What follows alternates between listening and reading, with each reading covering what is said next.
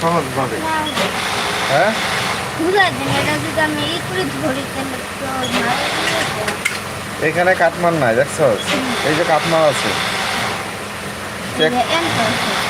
হ্যাঁ এখানে আছে, এদিকেও আছে, এগুলো আমার সমস্যা নাই, এগুলো ঠিক আছে। হ্যাঁ এগুলা এক পাশে করলি মাছ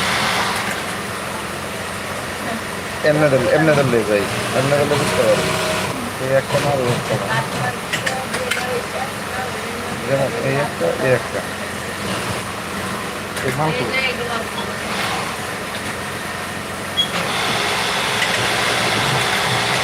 কামের লেগে দিয়েছি